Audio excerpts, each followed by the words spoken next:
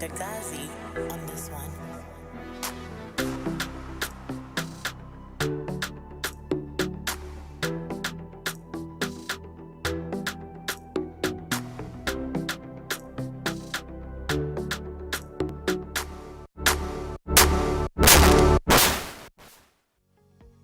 The views and opinions expressed are entirely those of the on air participants and do not reflect that of the station's board, management, staff, or underwriters.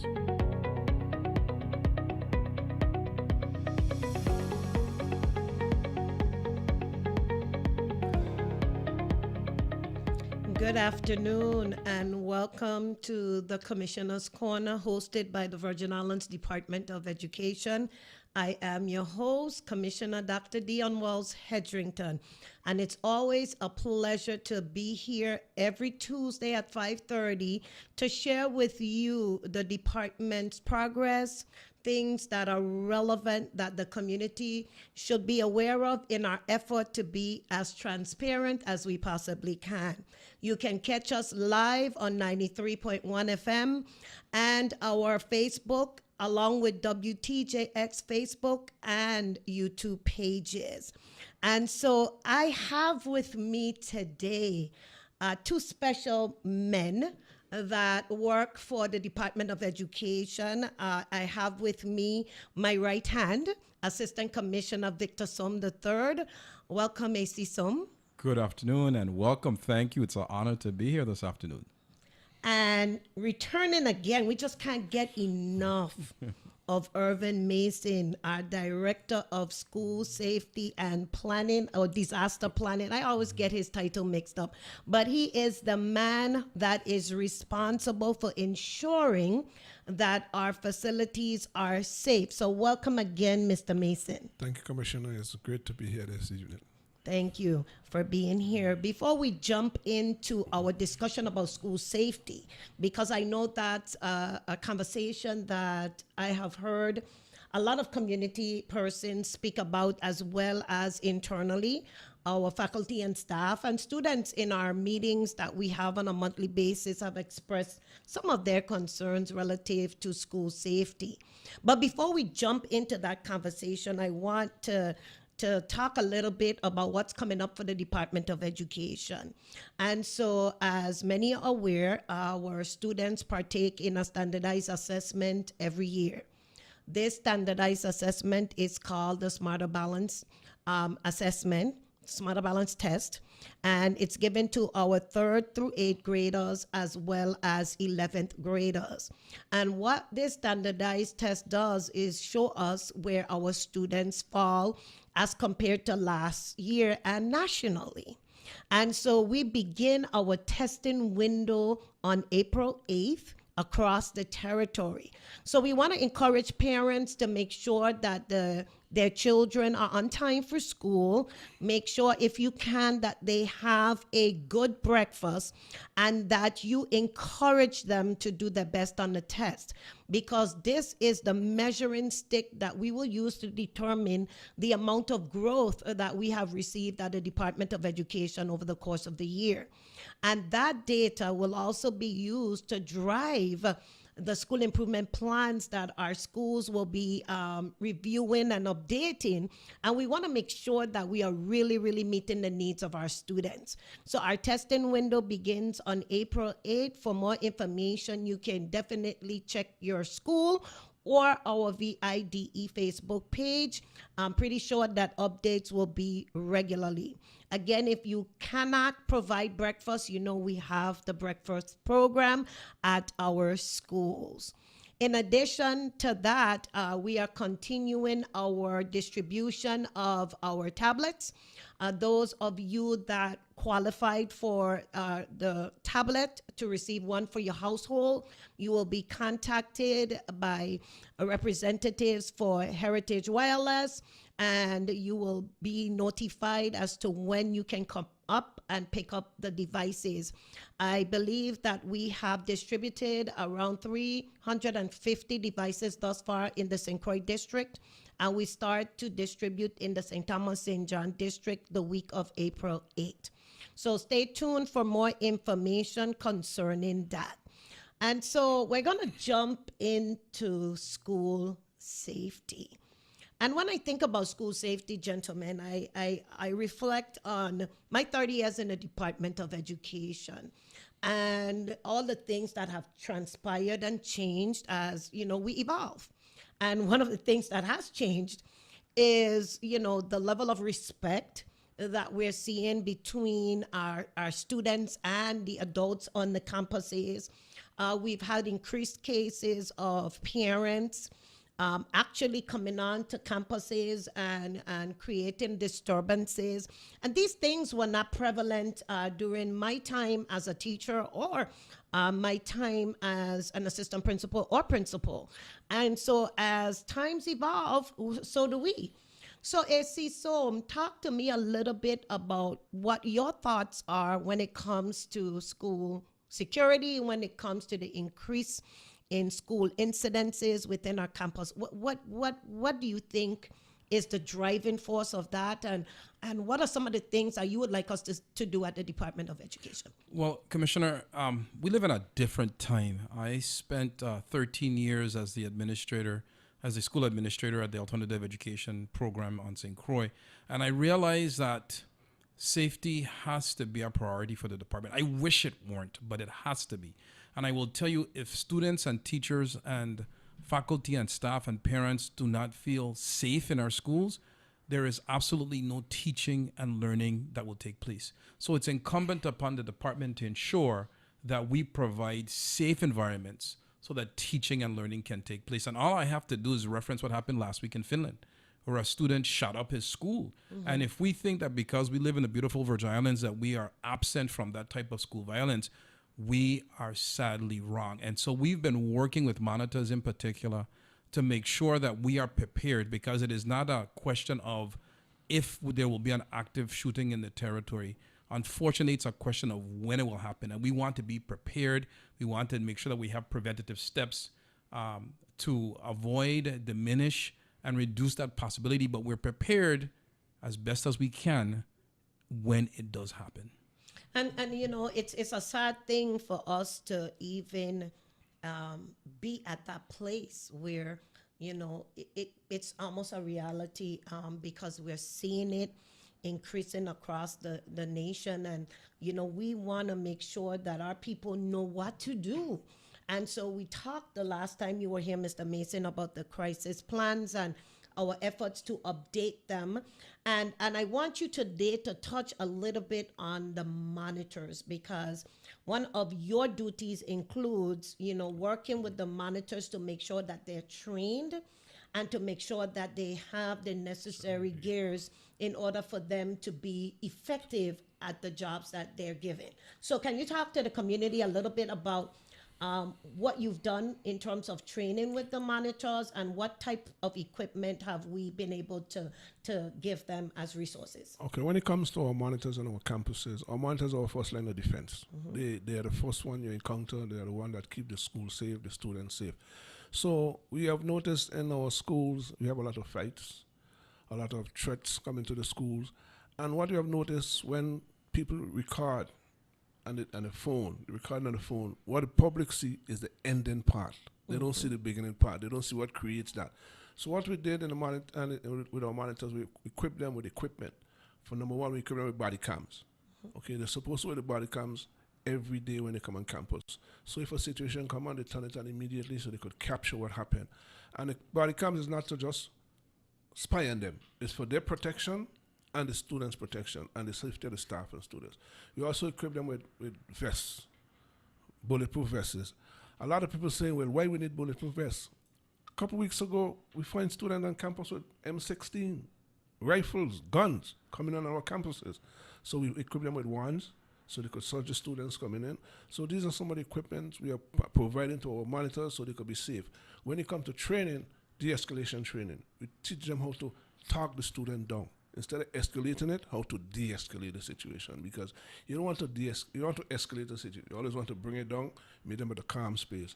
Riot control, weapons of mass destruction, like when you have like threats on campus, like bomb threats, students calling bomb threats all the time, phony threats on campus. So we teach the students and the monitors especially how to deal with situations like that on our campuses. And I'm glad you mentioned threats, because we've seen an increase in threats in the St. Croix district over the past couple of weeks. And I don't think that the community understands the severity of calling in a fake 911 call, whether it's a bomb or a weapon on campus. And that's a federal offense. It is. And it has resulted in students being arrested. So AC Somme, as the assistant commissioner that has oversight over that particular area, what would you like to say to our parents?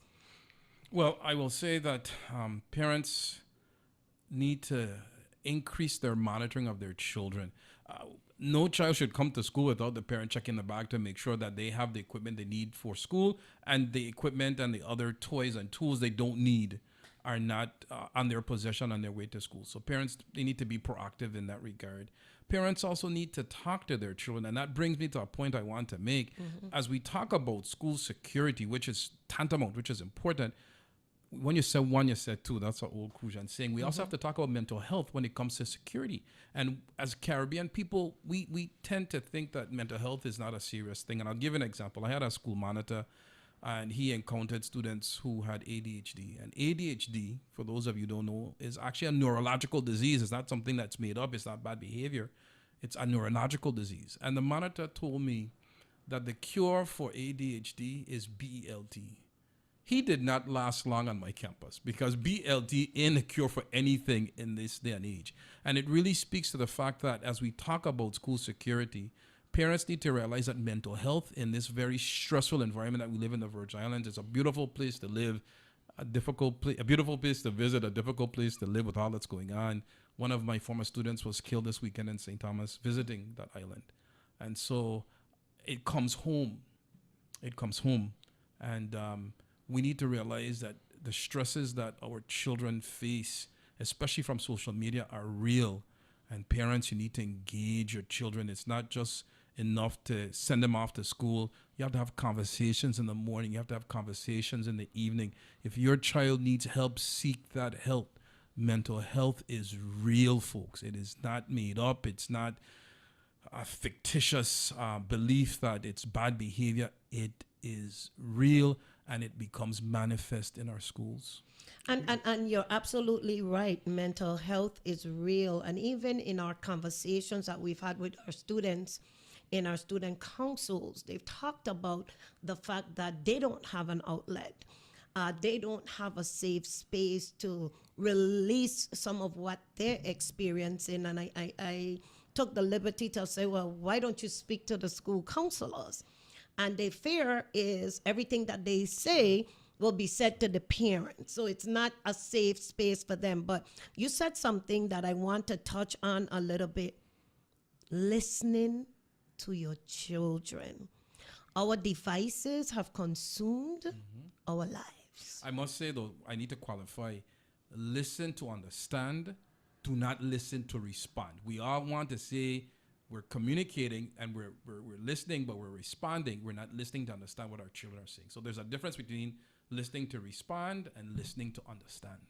And you also have to pay attention to the behaviors, the unspoken words, body language, patterns. And unfortunately, I feel like our parents are so caught up with trying to make ends meet in a lot of situations that they're tired, they're missing the mark. But you can't be tired, because a simple thing as your child slipping into depression can cause them to have thoughts of suicide, right? And so we have to be hyper vigilant in this season that we're in here in the territory and the nation, because our children are screaming for help and they don't know where to turn. And so that's part of our partnerships, AC Somme. You have been on many calls with the Department of Health. Yes. And we're definitely trying to strengthen the wraparound services that we provide to our students, because we understand. And it's not just the students. We also need to pay attention to our faculty, and staff. And for some reason, many feel that adults don't go through stuff, but we all go through stuff. And so just the services that we want for students, we want them for the faculty and staff as well. And so those students who called in the threats, Mr. Mason, because you work very closely with VIPD, and kudos to our VIPD family. Yep. Let me tell you guys, if we call, they respond. They're like, we join at the hip. Commissioner Martinez and I said that the other day. Wells, every time is something with you and your schools. And I said, well, we're keeping you on your toes, right? But, you know, VIPD has been very responsive to our calls. So with that particular situation, Mr. Mason, how was that dealt with? Well, first of all, when we got a call, the call came to 911. It came to 911, and then 911 called the school, and then we do a complete lockdown of the school. No one get in, no one get out. All the schools, all the classes were locked, the doors locked. VIPD came in with the dogs, and they do a complete search of the school. They didn't find no weapons, but we found out who made the call. Yes. Who made the call, because we were traced back to a student, and we call in the student, we bring him in the class, we call in the parent. The parent talked to the student, school security officers, SIO from VIPD was there. Then they brought him down. They had to go to see juvenile at 3 o'clock in the afternoon, which handed from there because it became a criminal offense, a felony, so it was handled from then. So I think that student was, I'm not sure if he was arrested or not. We're still waiting back for the results from that. And because of the technology, we can trace it directly to where the source was. Because the student, the phone belonged to the parent. It was registered to the parent, but it's the number, you know. So when you trace it back, we see exactly who the phone belonged to, although the parent had it in the school. And when we interview the student, he came up with a very creative creative story. I'm telling them students are creative. But I want to touch on something about the parents. And what I want to stress to parents out there, if you call to the school for disturbance or something for your child, please don't come there ranting and raving and creating havoc. Because you have parents coming to school, like a parent was trying to call a student, and she couldn't get the student on the phone. So she came to the campus and went off on the teacher and everybody. You buy the phone, you pay for the phone, it's I give this, you know what I mean? So as parents, we got to be mindful of what we tell our children and the type of way we portray it and the type of things we do when you come on the campus to talk to our students and deal with them. Because you can't, because what you show the student right in front of the teacher, that she could do anything she wants. They could do anything they want to the teacher, and there's no repercussion. You actually empower. Yeah. You empower the student. Because you model bad behavior. Yeah. Right. But I have to say, our children are very smart, because I was one of those, right? So I knew my both parents. So if I knew I did something that was really not in alignment, I ain't calling my mother. I going to my father. Our children know that. Yeah. Our children know which parent gonna be the one to side with you in your wrong behavior. But parents, you know, we are in this as partners. And in order for our teachers to do their jobs effectively, our students have to be in positions to learn, and that means being attentive and listening and following the rules of the school. But unfortunately, we're dealing with isolated cases, which will be dealt with because VIPD has tons of technology that we're able to actually pinpoint where these things are coming from. But I wanted to touch on that because these children are committing federal offenses, parents. This is something that can cost them their education in the environment that you choose if they make the wrong decisions. Not to mention the effects that a lockdown has emotionally on the faculty and staff and the rest of the students. That's not a joke. Parents get worried because, like AC Somme said, we watch the news. We see what's happening on the mainland, and we know that, you know, there are isolated cases in our community already. And so you're not only making a prank or doing something for jokes, you're impacting the livelihood of so many people in the community, outside of school and in the school community. Because when you do a lockdown and you call VIPD, the resources that you use, Yes. just the resources alone, to the manpower, the hours you're staying to, just bringing VIPD to lock down the school, search the school, it's a whole process. So it's taking away a lot from the learning too. Because you have to shut all class, students can't go to the class, they're missing this class, they're missing that class. So it's very, very serious. It's a very serious situation that they will be locked up if they do get caught. They will be locked. and the lesson has to be given, right? Yep. But my concern though is you ever heard us saying you cry wolf? Mm-hmm. You know, if we have so many of these types of cases where, you know, they're false, right? People start to get used to them being false, They become immune to it. immune to it, and that's my concern. And we can't say it's not a threat, it's false, because you don't know. You don't You know. have to respond. You have to. Even though you might think, you might know they're doing it again, but you have to, because the time you don't respond is the time it could happen. Well, you know, I must say, we don't want to sound like we're blaming parents, because we know parenting today is very different than Of course. when we parented our children. We all have adult children at this stage. And I know with the influence of music, with the influence of social media, it's really difficult. So I think that in the territory, we really need to get back to this concept of the village to raise the child. Of course. And if you as a parent are having a difficult time, know that you're not alone. Reach out to your school principal. We have social emotional program managers in both districts.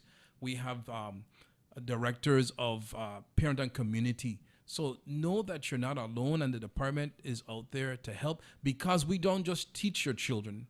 We're teaching the whole child. And if that means we got to pull you in and provide services to you, refer you to services outside of education, and it benefits the child, that's what we're about. The whole child, not just the academic child, but the whole child, because it takes a village. It takes a village, and that is definitely accurate. You know, we have to do this together.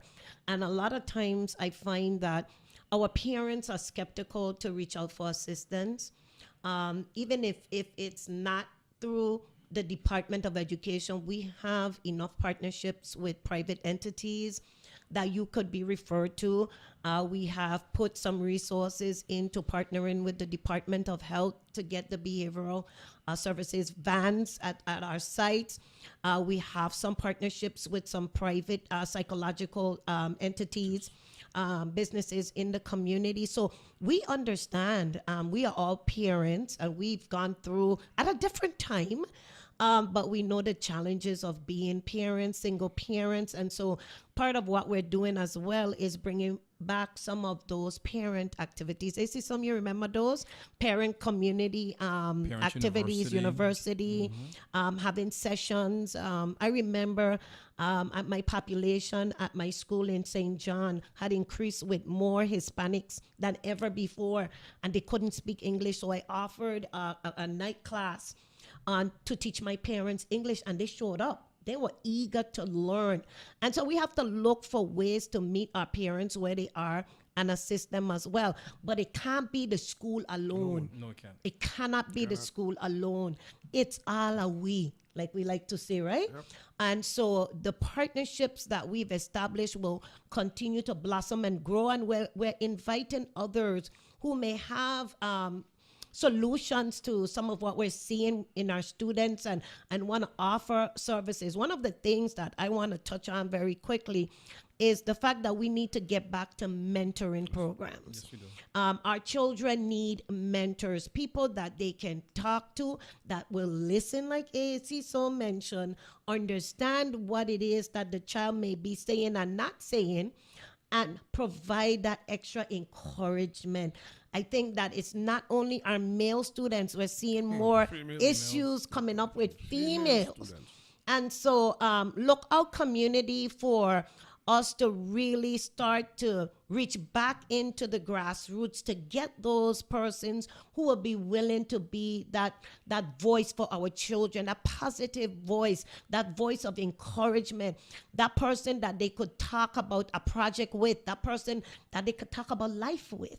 Because I think that's a critical component that we still need to do some work on. Very much so. Any other thing, AC, some that you want to talk I just want about? to say a concrete example of what we're talking about. This Friday, We're meeting with Prevention and Intervention Services at Department of Human Services, and we're also meeting with the Youth About Face program, which is out of the Office of the Adjutant General National Guard.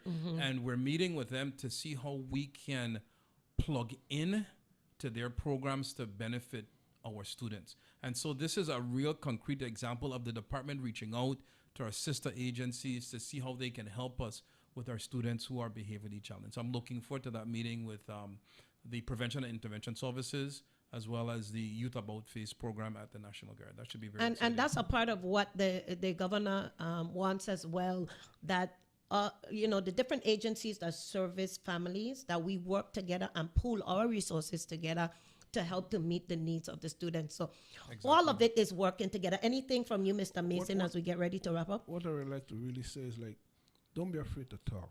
Don't be afraid to come out and talk to somebody. People are afraid to come out and say, if there's something wrong with that, you're crazy. You ain't crazy. You just need somebody to talk to. Somebody who could listen to you. And we talk about listening. I could hear you, but am I listening to you? Because That's people talk, but you're not listening to what I'm saying. Right. So don't be scared. It's a stigma. I don't know why you go talk to nobody because they think I'm crazy. Come out. If it's on you, talk to me. Talk to somebody out there. Reach out to a friend. Reach out to somebody, because we all need help. We all, at some point in our life, that we have to have somebody we could turn to and talk to listen to. Even though they just have to listen to what you have to say, just listen to them. That's all. And this morning I had the opportunity, this weekend I had the opportunity to speak to a parent. Everybody knows me. I'm very personable. You walk up, we have a discussion, you have a problem, we talk about it. And something happened at his son's school, and he was totally distraught. And my heart really went out to him, because his thing was, I'm an active parent. Nobody called me. Nobody communicated with me. I want to be a partner. That's the word that came out of that father's mouth. And to see a father step up like that was remarkable. And so VIDE still has lots of work to do, gentlemen. But I believe that we are on the right trajectory to meet the needs of our entire population. And we're going to continue our efforts with various RFPs that we have out there for fencing, for security cameras, and all these things that we're going to bring forth to the community. But the key to our success is really for the community and all the stakeholders to get on board. VIDE by itself cannot solve all the problems that our students and families are dealing with. And I say it, and I'll say it publicly, that when we have a happy family, we have happy students. Exactly. And everybody wants happy students within their schools, because our goal is to develop the whole child, not just academically, behavioral, socially, spiritually, however, physically, however we have to develop them. That's our mission. So, gentlemen, I want to thank you for joining me. This podcast is too short. So, AC Somme, you're going to be back again. But thank you for joining me. Thank you, community, for staying tuned with the Commissioner's Corner. It is our pleasure just to have that conversation around the issues that we are addressing. Stay tuned to 93.1 FM and to our VIDE and WTJX Facebook and YouTube pages. It is always a pleasure for you to allow us to have this conversation, and stay tuned for many more. Thank you. Have a blessed evening. Thank you.